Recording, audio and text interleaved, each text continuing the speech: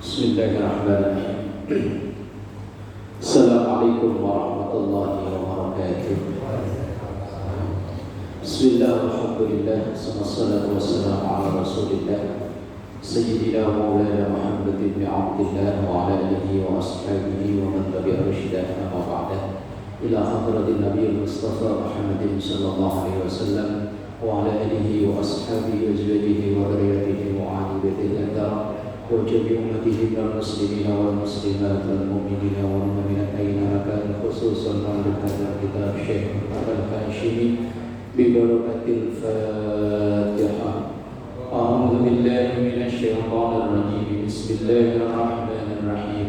الحمد لله رب العالمين الرحمن الرحيم مالك يوم الدين إياك نعبد وإياك نستعين اهدنا الصراط المستقيم صراط الذين أنعمت عليهم غير المغضوب عليهم ولا الضالين آمين. Bismillahirrahmanirrahim.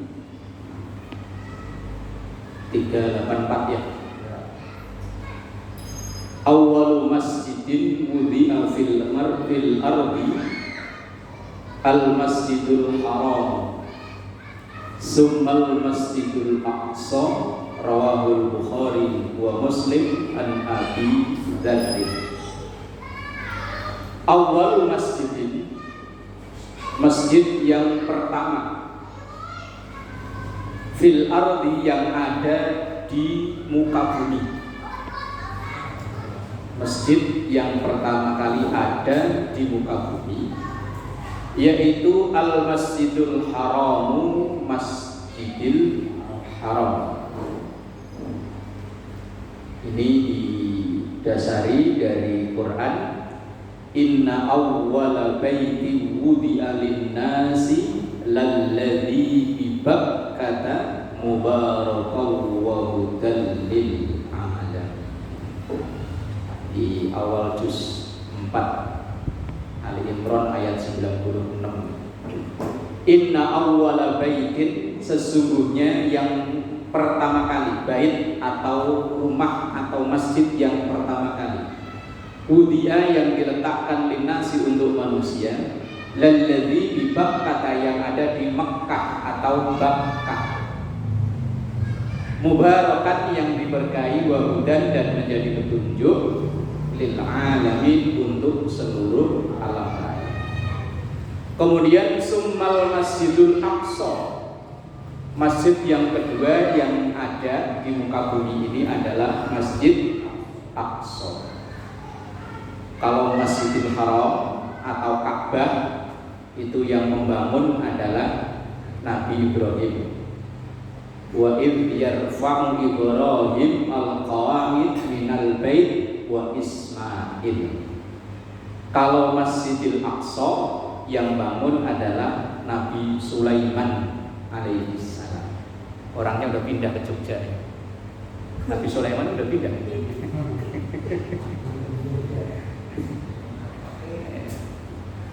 Banyak nabi di sini. Nabi Isa ada, Nabi Idris ada, Nabi Yunus pulang orangnya. Nabi Yusuf masih bayi, anaknya RW. Banyak nabi. Bismillahirrahmanirrahim. Hadis riwayat Bukhari menjelaskan bahwa yang pertama kali ada di muka bumi ini Masjidil Haram, kemudian yang kedua Masjidil Aqsa. Kalau Masjid Kamzul Aras nomor berapa ya? Sekian. Nomor sekian miliar kali ya. Pertama kali di PMI. PMI juga enggak pertama sono. Al-Masjid.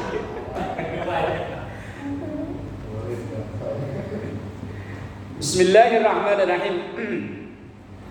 Usikum bi taqwallahi ta'ala was-sam'i wa ta'ati. Hadis yang selanjutnya 385. Usikum, aku wasiatkan kepada kalian bi taqwallahi, dengan bertakwa kepada Allah. Ini setiap khatib menyampaikan khutbah Jumat ya selalu mewasiatkan ini, usikum wa nafsi bi taqwallah. Wasam'i dan selalu mendengarkan, wa ta'ati dan mentaati. Sami'na wa ata'na, saya dengar dan saya taati. Kalau bahasa ini ya siap laksanakan. Itu wasiat Rasulullah SAW kepada kita. Wa in kana 'abdan habasyian, walaupun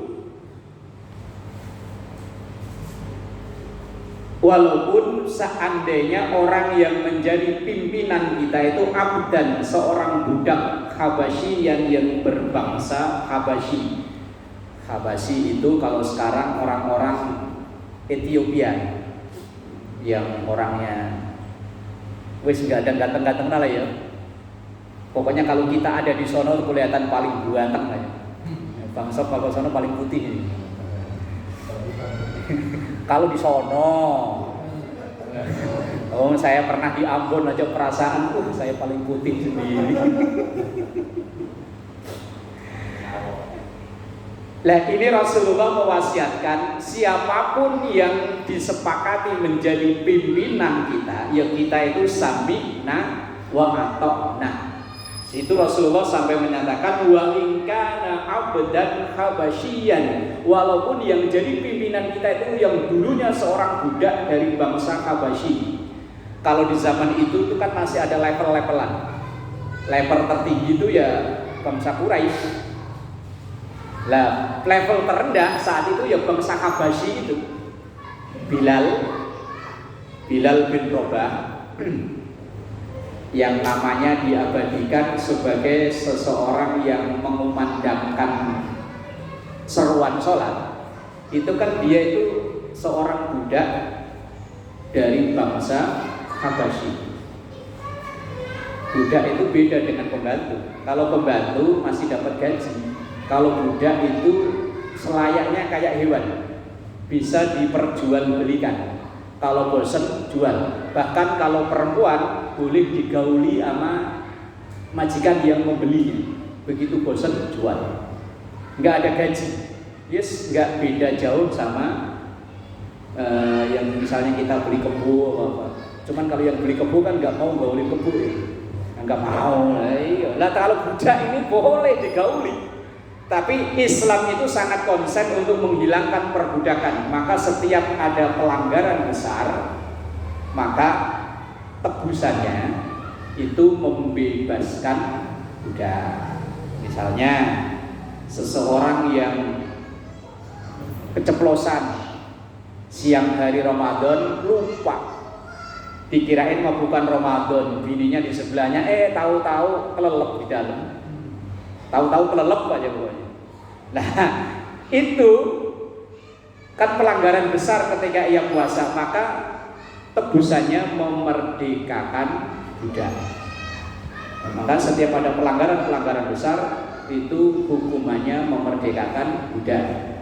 Terus contoh lain, seorang suami yang meli'an. Li'an itu orang yang menuduh istrinya berbuat zina.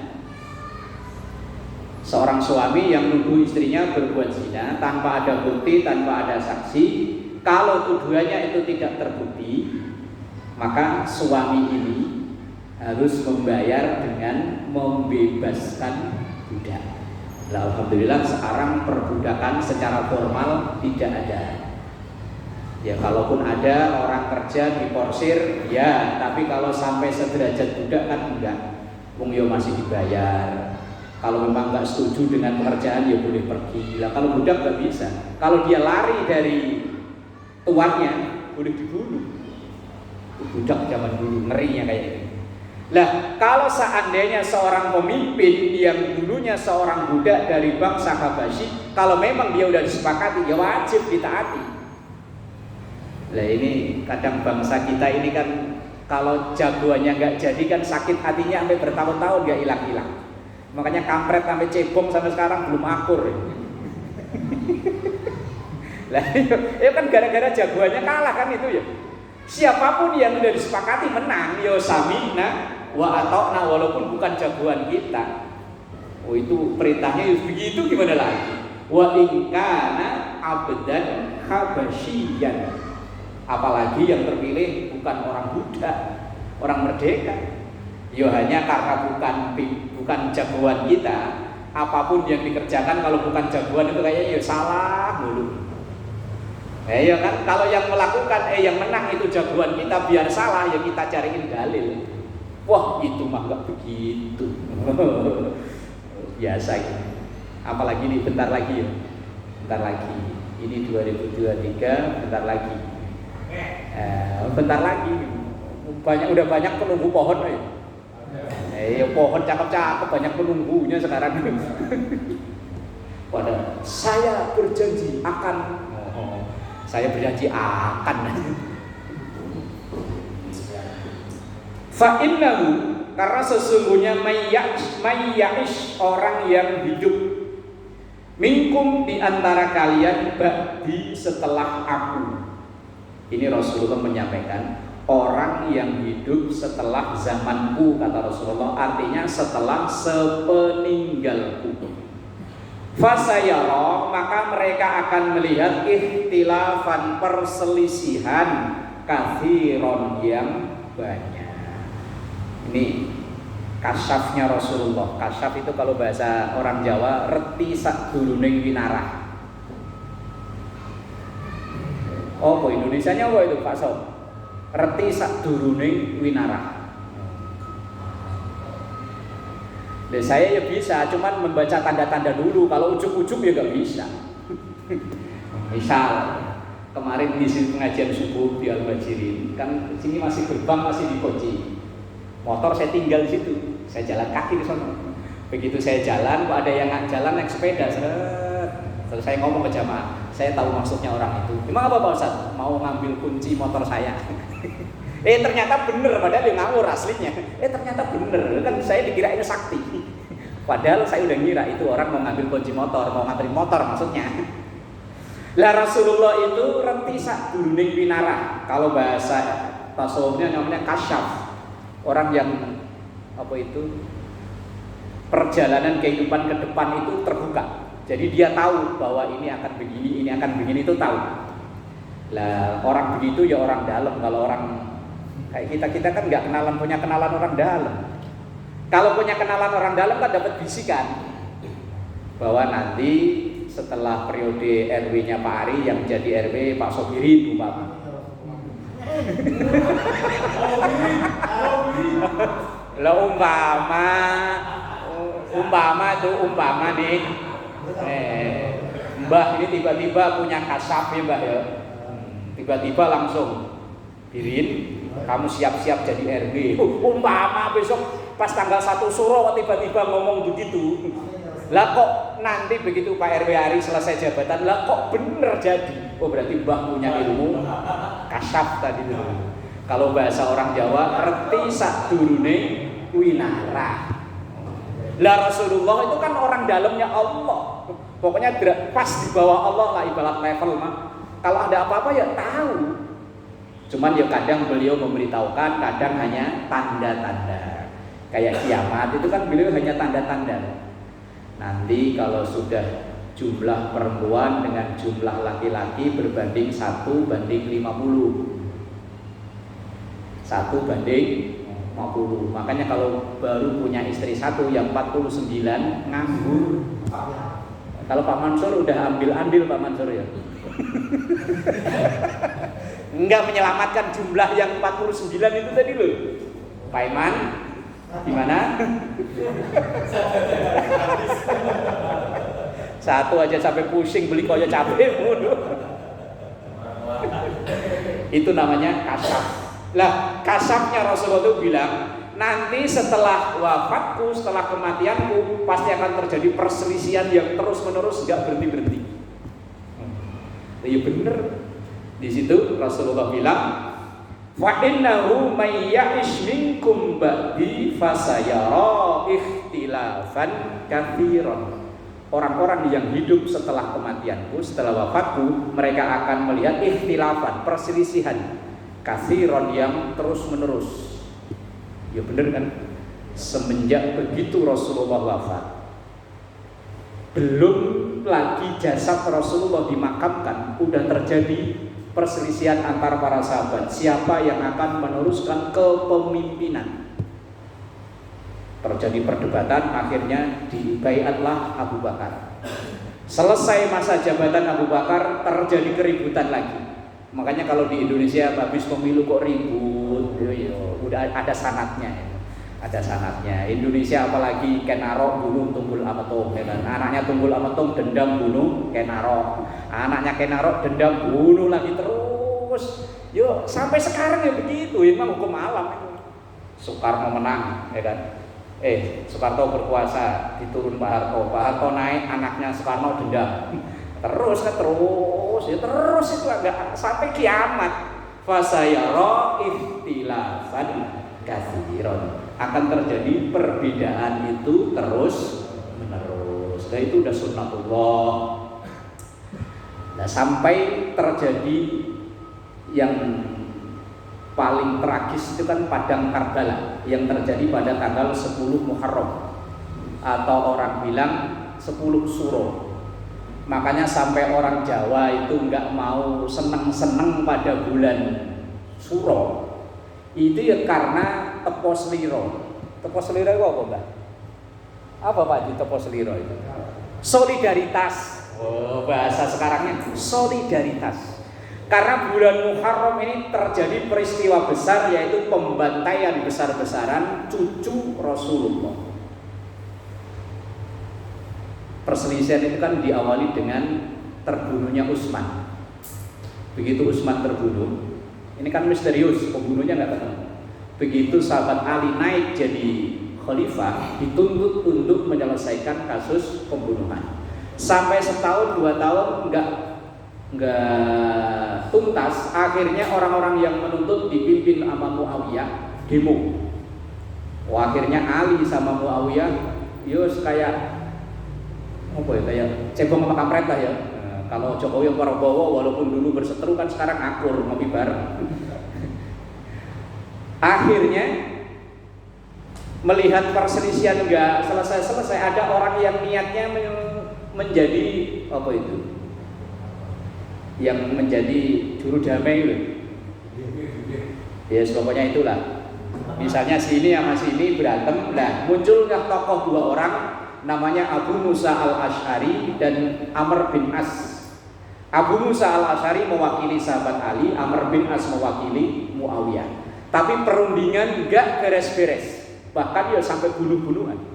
Akhirnya orang-orang yang mengatasnamakan netral, enggak dukung Muawiyah, enggak dukung Ali, merencanakan pembunuhan. 4 orang ini mau dibunuh semua. Amr bin As, Muawiyah, Ali dan Abu Musa al-Asy'ari. Ternyata yang 3 ini lolos dari pembunuhan. Yang terbunuh Ali. Ali mantunya Rasulullah, sepupu Rasulullah, terbunuh. Yang membunuh ternyata seorang pemuda yang kalau malam tahajud gak pernah berhenti, siang deres Quran, hafal Quran. Serem banget ya. Yang membunuh sahabat Ali itu seorang pemuda yang tekun ibadah, Qurannya hafal. Lah, namanya Abdurrahman bin Muljam. Lah inilah orang yang menjadi awal bibit-bibit orang yang beraliran keras atau disebut dengan Khawarij atau sekarang disebut dengan teroris. Itu awalnya dari ini nih. Seorang tokoh pemuda yang hafal Quran namanya Abdurrahman bin Muljam. Ia menganggap Ali kafir, Muawiyah kafir, bunuh halal. Nah sekarang orang-orang yang berpaham itu kan Indonesia togut. Togut itu yang enggak berhukum dengan Quran. Maka Indonesia dengan segala pemerintahnya dari presiden sampai RT. Hati-hati Pak RT. Kalau ketemu orang yang model begini, halal dibunuh. Kata dia. Makanya dia bikin bom diledakkan di Bali. Kata dia halal dibunuh. Ternyata yang mati orang Islam sendiri. Bikin bom di mana dulu? Marriott ya. Katanya jalan berjihad di jalan Allah kok di jalan tabrik.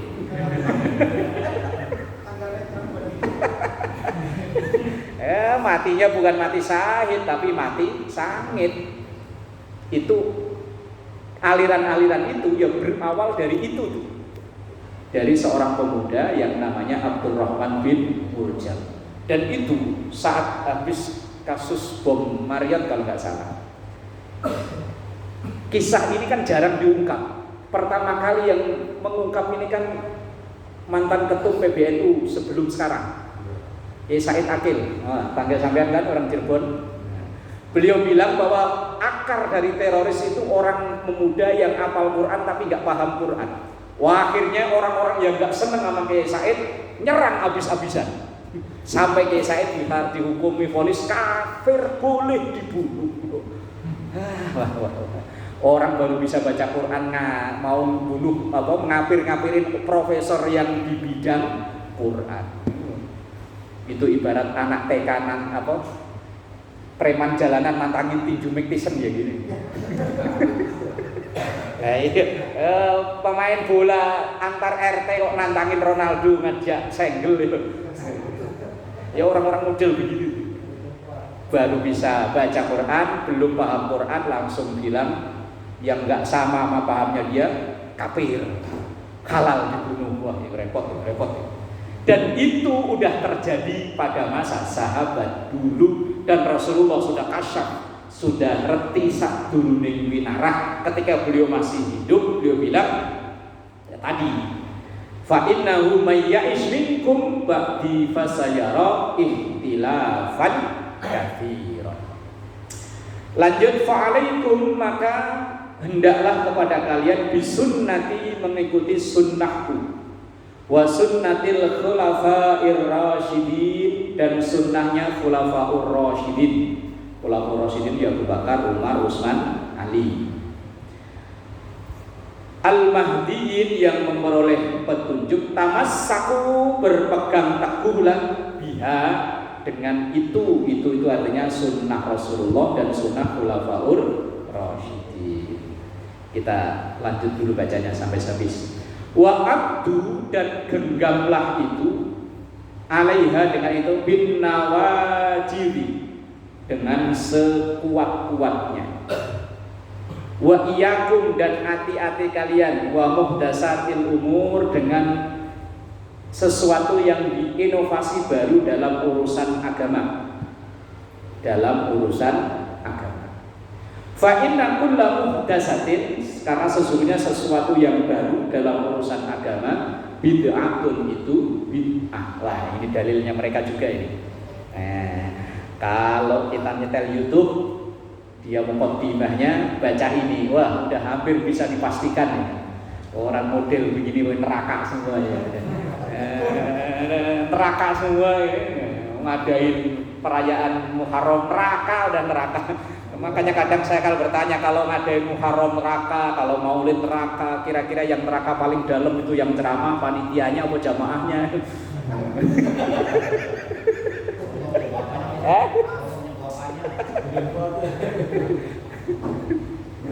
Iya, lo surga itu dibangun jauh lebih luas daripada neraka. Lah kalau semuanya neraka, lo surga nempatin siapa? Suwung itu apa ya? Pak Indra nggak ngerti suwung ya? Suwung itu kalau orang PMI pas Idul Fitri pada pulang kampung semua. Pak Indra kesono nggak ketemu orang, kesono nggak ketemu orang. Kalau orang kampung saya namanya suwung.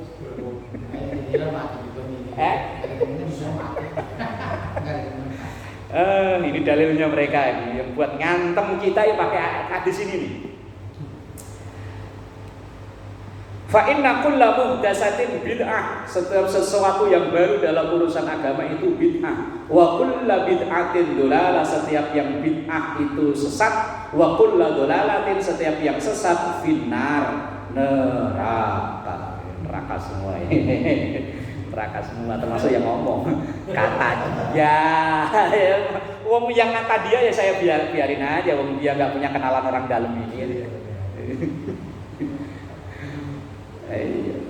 Oh ini kalau di YouTube 5 tahun dulu memang dia merajai, tapi sekarang semenjak muncul Gus Baha, muncul Gus Kausar. Sekarang yang baru lagi yang masih muda banget Gus Ikdam, orang Blitar.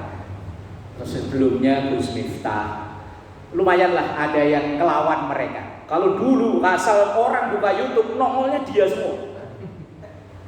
Coba kita misalnya buka YouTube hukum perayaan tahun baru, videonya mereka semua yang nongol. Cuman sekarang alhamdulillah ada yang imbangi. Maka mereka mulai dari munculnya Ustaz Somad, Adi Hidayat, walaupun dia backgroundnya Muhammadiyah, mereka mulai agak panas dengan kupingnya. Mereka sampai ada yang bikin video Ustaz Somad sesat, NU sesat, Muhammadiyah sesat, Jamaah Tabligh sesat. Akhirnya begitu disamperin minta maaf. Samperin diajak diskusi, oh iya saya salah, minta maaf. Kelakuan. Ini memang hadis andalan mereka, bahwa mereka bilang setiap yang diperbaharui dalam agama itu bid'ah, setiap yang bid'ah itu sesat, setiap yang sesat itu neraka. Itu memang benar, hadisnya sahih, tapi penerapannya yang nggak pas. Lah terus ngepasannya gini, yang kita jalani sehari-hari itu ada dua kemungkinan. Ada kemungkinan satu ajaran agama, satu kemungkinan budaya. Kalau agama itu dimanapun sama, sholat yang wajib dimanapun sama 5 waktu, duhur, asar, maghrib, isya, subuh. Mau di belahan bumi mana ya sama itu. Subuh 2, zuhur 4, asar 4, maghrib 3, isya 4. Itu di belahan bumi mana ya sama. Lah kalau itu ada yang inovasi baru, lah itu yang disebut dengan bid'ah. Misal saking semangatnya ya bangun subuh karena malam jatahnya komplit, wah kan semangat sholat subuh, kalau 2 kurang, tambahinlah 2 lagi. Nah itu yang disebut dengan begitu sholat selesai, assalamualaikum. Dulu setelah itu bebas. Ada yang salaman, bid'ah. Ada yang zikir bareng, bid'ah. Giliran assalamualaikum buka HP, enggak bid'ah. Berarti yang bid'ah itu cuma salaman sama zikir bareng, buka HP enggak, langsung kebelet pipis. Yang enggak boleh diinovasi itu yang murni ajaran agama. Kalau yang bercampur budaya itu selalu inovasi. Misal yang ajaran agama itu kan sholatnya, tapi pelengkap sholat itu berbau budaya. Ini kan pelengkap sholat ya. Ini pelengkap sholat. Ini akan selalu berkembang. Kalau pengen plek zaman Nabi, masjidnya jangan di keramik, gelarin aja pasir doang, nggak pakai atap. Masjid zaman Nabi itu kayak belakang ini loh, diratain, cuma dikasih patok 4, sono sebagai tanda ini kotak masjid. Di luar itu bukan masjid. Kalau pengen persis zaman Nabi, ini musola rubuhin kayak belakang. Jadi wong sholat masjid musola ada AC-nya, ada, kadang nggak betah di dalam sini, pengennya keluar aja. Apalagi yang model begitu. Maka sahabat Ali itu kalau memang nggak ada urusan keluarga, nggak ada urusan kerjaan, kan waktunya dihabisin di masjid. Lah masjidnya kan masih pasir. Lah beliau itu selalu rebahan dan tubuhnya ini banyak debu. Maka beliau itu disebut orang-orang Abu Turab, bapaknya debu. Karena memang sehari-hari kalau nggak ada urusan kerjaan, nggak ada urusan keluarga, waktunya dihabisin di masjid. Kalau capek ya duduk, rebahan. Kalau duduk lagi, ya sampai disebutnya Abu Turab.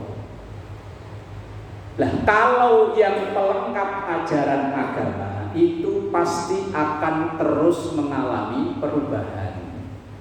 Terus baju, orang pakai baju koko ini kan ya, ini kalau mau jujur, koko namanya aja koko ya. Nah ya punya si Akoy, kan punyanya Jet Li ini mah.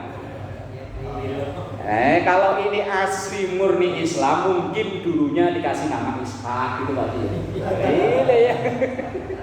Baju Muhammad, baju Ishak.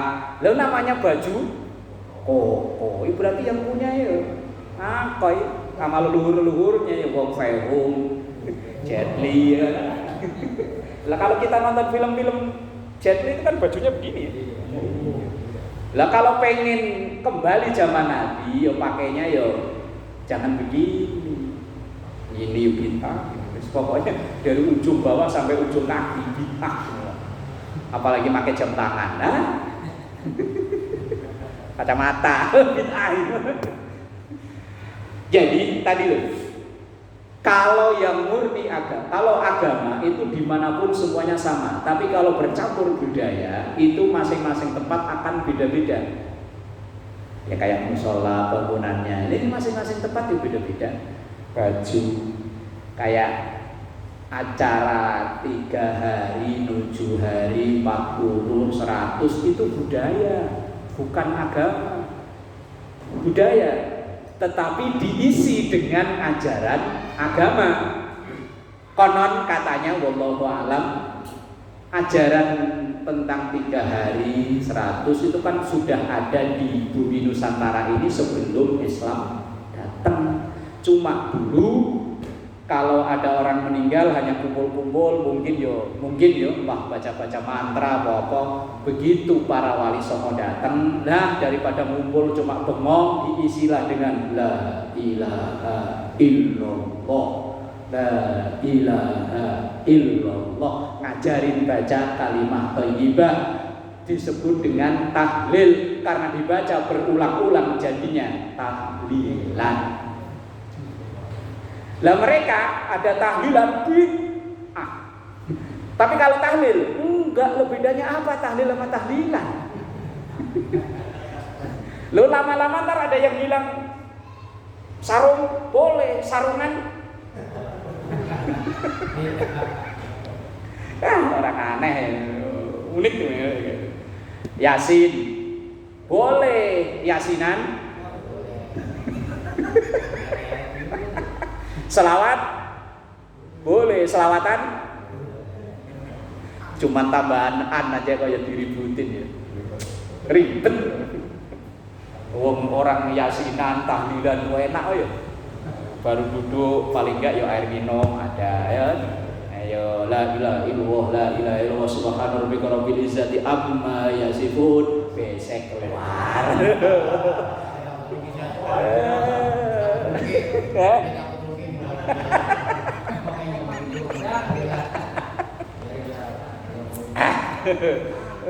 Ya Allah. Tadi loh, saya pernah itu ngisi pengajian zuhur di Islamik. Temanya itu cerdaslah membedakan antara agama dan budaya. Ya saya sampaikan bahwa kalau budaya itu hasil kreasi kita, hasil kreasi kita, maka setiap tempat yang pasti budayanya beda-beda. Lah kalau maulid itu budaya, maka setiap daerah mengadakan maulid beda-beda. Kalau di Jakarta maulid paling biasanya baca berjanji, baca apa, kemudian ceramah. Lah coba kalau di Solo, kalau maulid kan apa? Ngadain apa Mas Yati jenenge? Yang makanan dibikin gunungan itu apa? Tumpengan, apa sekaten apa namanya? Nah, itu budaya bukan ajaran agama. Budaya tapi kemudian diisi dengan ajaran agama. Halal bihalal. Kelihatannya Arab, tapi kalau dicari di Arab malah nggak ada. Di kamus bahasa Arab aja nggak ada. Halal bihalal itu adanya di kamus besar bahasa Indonesia. Karena memang halal bihalal itu produk asli orang Indonesia. Itu budaya Indonesia tapi diisi dengan ajaran agama. Lalu mereka itu unik. Orang yasinan enggak boleh, orang muludan kan kalau di Jakarta ini kan isinya dengan ceramah, enggak boleh. Tapi giliran mereka ngadain daurah hari Minggu, setiap Minggu pagi boleh. Sembuh lah urusan. Sampai kadang kalau saya dengerin ceramahnya Gus Bah, mungkin beliau itu saking kesel jangan sama orang-orang begitu. Ya udah biarin aja, pokoknya nih tos-tosan aja di sono, yang bener siapa gitu. Lah ya udah gimana? Diunjukin dalil mereka tetap nggak terima. Makanya beliau bilang, udah tos-tosan aja dah. Nanti di hadapan Allah yang bener saya sama sampean. Udah gitu aja udah. Tapi udah gimana lagi, udah mentok. Gambling udah pokoknya tos-tosan aja dah di pengadilan, nanti yang bener saya sama sampean. Kalau bener saya ya udah. Diunjukin dalil ya masih ngeyel. Makanya kalau dulu awal-awal saya punya Facebook antara tahun 2011 itu demen saya debat. Tapi lama-lama saya pikir kok nggak ada hasilnya. Lama-lama bodo amat lah. Mau apa kayak bodo amat lah, terserah. Kalau kata saya wis lana akmaluna walakum akmalukum, bagi kami apa yang saya yakini dan itu yang saya kerjakan. Resikonya ya ditanggung kami sendiri. Bagi kalian justru itu yang penting, jangan apa tadi itu tuduh. Nah, bulan Muharram orang ngelus-ngelus keris haram, syirik. Tapi ngelus-ngelus ATM enggak ya?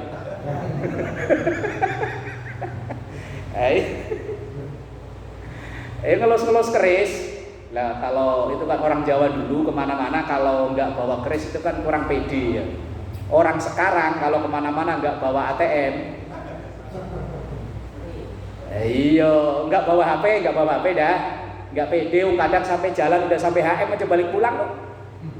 Kenapa pulang Pak? HP ketinggalan. Balik lagi. Kalau bini ketinggalan bodo amat, ntar juga naik Grab. Bini ketinggalan ntar nyusul pakai Grab. Lah orang dulu pedenya, bangganya ketika kemana-mana bawa keris, dihukumi musyrik. Lah giliran orang sekarang kemana-mana nggak pede, nggak bangga kalau nggak bawa HP sama ATM, kenapa nggak dihukumi musyrik? Nah, iya. Orang datang ke dukun sama datang ke dokter, bedanya apa? Ya sama-sama berobat kan? Lah kalau datang ke dukun dihukumi musyrik, kalau datang ke dokter kok enggak dihukumi musyrik? Lah kalau mau adil ya sama lah, sama-sama untuk nyari kesembuhan ya. Bukan enggak adil namanya. Mentang-mentang dukun itu kesannya baca-baca ayat gitu ya. Penampilannya yang wis mbok rambutnya kadang wis mbok awut-awutan, dikesankan musyrik. Giliran datang ke dokter lah aneh-aneh. Gara-gara megangin lisan baca la ilaha illallah dihukumi musyrik. Wes buah ngono lah. Itulah mentoknya, ngikutin Gus Bahak aja udah, tos-tosan aja lah nanti di sono. Tos-tosan dah, terserah mau pakai. Yang penting yang usil. Kalau yang usil itu.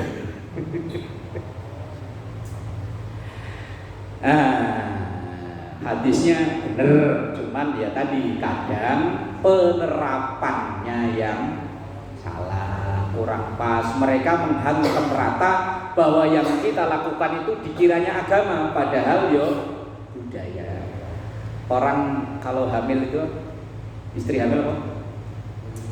7 bulan, 4 bulan, itu kan budaya, asli budaya. Mitoni. Kalau orang daerah mana? Mertuanya Mas Tongat itu Rembang Mesono, daerah Lamongan yang Pantura itu nyebutnya merocoti. Brojoli, merocoti. Ya mungkin tafaulan tabarukan nanti begitu lahir procot. Nah, iya. Itu budaya. Bukan agama, budaya. Lah kalau budaya mau dia pakai apa ya terserah. Ya kadang ada yang pakai kelapa digambarin Rama sama Sinta. Kalau orang Subang pakai apa? Bukan asli orang Subang, kita tahu. Harus cinta budaya. Ini budaya, bukan ajaran. Yang namanya budaya itu kerjain boleh, nggak dikerjain nggak apa-apa. Budaya kok. Makanya sesuatu yang berasal dari budaya itu bebas, gak ada hukum aslinya. Aslinya gak ada hukum apa-apa. Budaya, kalau yang ajaran agama itu di ciri gampangnya dilaksanakan di mana saja sama. Mau di Arab, mau di Amerika, mau di Afrika, mau di Indonesia, sama. Itu agama. Tapi kalau budaya setiap daerah, jangankan di lain negara, dalam satu daerah aja kadang beda-beda. Itu budaya. Bismillahirrahmanirrahim. 386 wallahu a'lam bishawab.